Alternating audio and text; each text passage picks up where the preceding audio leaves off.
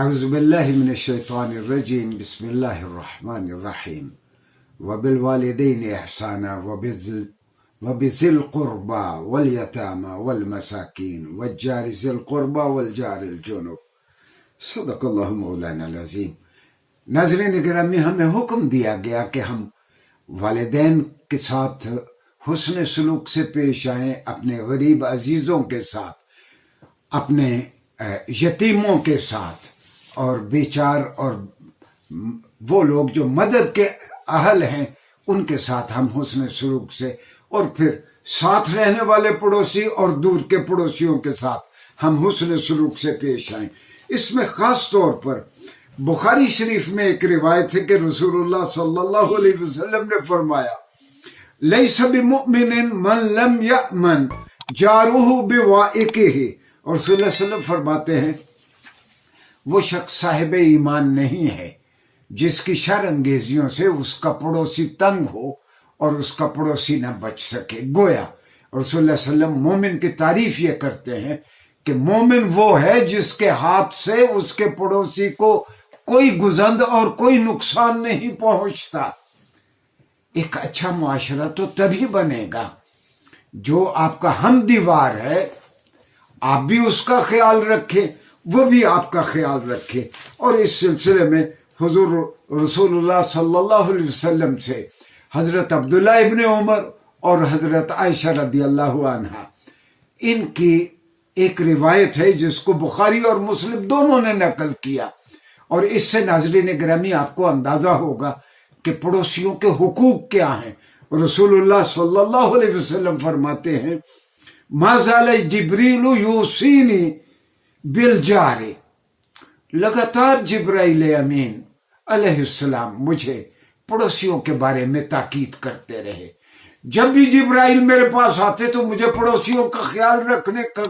فرماتے کہ اللہ نے کہا ہے پڑوسیوں کا خیال رکھو۔ رسول اللہ صلی اللہ علیہ وسلم فرماتے ہیں،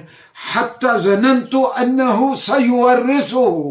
مجھے یہ گمان گزرنے لگا کہ کہیں اللہ تعالیٰ پڑوسیوں کو بھی وراثت میں حصے دار تو نہیں بنا دے گا۔ یعنی گویا ٹھیک ہے کہ پڑوسیوں کو وراثت کا حصے دار نہیں بنایا گیا، وراثت کے حصے دار تو میں مر جاؤں گا، میرا بیٹا، میری بیٹی، میرے والدین، میرے بھائی بہن، میری بیوی، وہ میرے وارث ہیں، میرے قریبی رشتہ دار وارث ہیں، پڑوسی یقیناً وارث نہیں ہیں۔ لیکن عربی میں یہ ایک کہنے کا انداز ہے کہ رسول اللہ صلی اللہ علیہ وسلم فرماتے ہیں کہ اس قدر مجھے پڑوسیوں کا خیال رکھنے کا کہا جبرائیل نے، مجھے گمان ہونے لگا کہ اللہ تعالیٰ شاید پڑوسیوں کو وراثت میں شریک کر دے گا۔ ایک اور حدیث میں آپ کی خدمت میں پیش کرتا ہوں، رسول اللہ صلی اللہ علیہ وسلم نے فرمایا، اس سے آپ کو اندازہ ہوگا کہ رسول اللہ صلی اللہ علیہ وسلم نے کس قدر اہمیت دی پڑوسیوں کے ساتھ تعلقات کو۔ آپ حضرت ابو ذر غفاری رضی اللہ عنہ سے مخاطب ہو کے کہتے ہیں، اے ابو ذر، اذا طبخت مرقۃ، جب تم گھر میں تمہارے ہنڈیا پکے اور شوربہ بنے، فاکثر ماءھا، اس میں پانی کو بڑھا لیا کرو، یعنی شوربے کو لمبا کر لیا کرو، اس میں پانی زیادہ ڈال لیا کرو، وتعاہد جیرانک، اور اس میں سے کچھ اپنے پڑوسیوں کو بھیج دیا کرو، تاکہ پڑوسی اگر وہ ویسا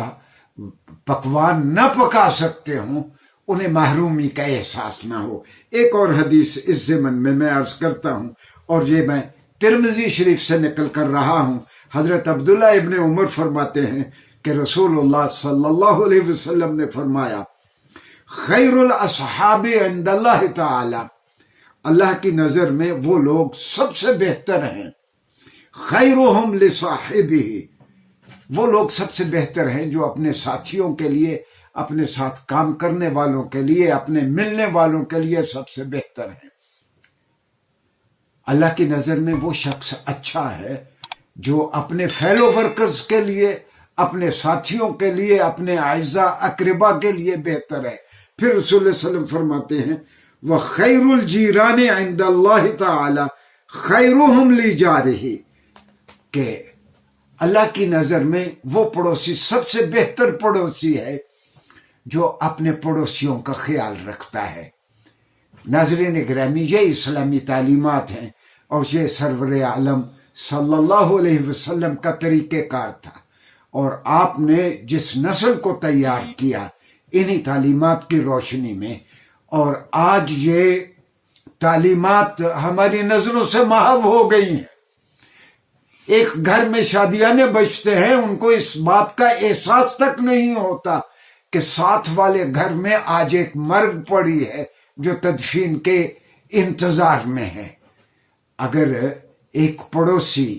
اپنے پڑوسی کا خیال نہیں رکھتا تو وہ یقیناً رسول اللہ صلی اللہ علیہ وسلم کے طریقے کو اختیار نہیں کرتا۔ ناظرین گرامی، میں نے پہلے بھی عرض کیا تھا کہ اسلامی تعلیمات آداب معاشرت کے سلسلے میں بہترین کتاب یہ وہ امام نووی کی ہے، ریاض الصالحین۔ انہوں نے وہ آداب معاشرت سے متعلق ساری احادیث اس میں اکٹھی کر دی ہیں، اور مشرق بعید کے ممالک میں یہ کتابیں ہر دلہن کو دی جاتی ہے یہ کتاب، اور آپ حیران ہوں گے کہ مغرب جہاں سے الغزو الفکری، یہ فکری یلغار ہو رہی ہے، تہذیبی یلغار ہم پہ ہو رہی ہے۔ امریکہ میں پتہ نہیں کتنی ریسرچز ہوئی اس بات پہ کہ ملائیشیا، انڈونیشیا، برونائی دارالسلام کے سلیبس سے اس کتاب کو کسی طرح نکال دیا جائے۔ ناظرین گرامی، آج کے نوجوانوں کی تربیت اس طرح کی جائے کہ وہ اسلامی آداب معاشرت سے آگاہ رہیں۔ یہ والدین کی ذمہ داری ہے۔ شکریہ جی۔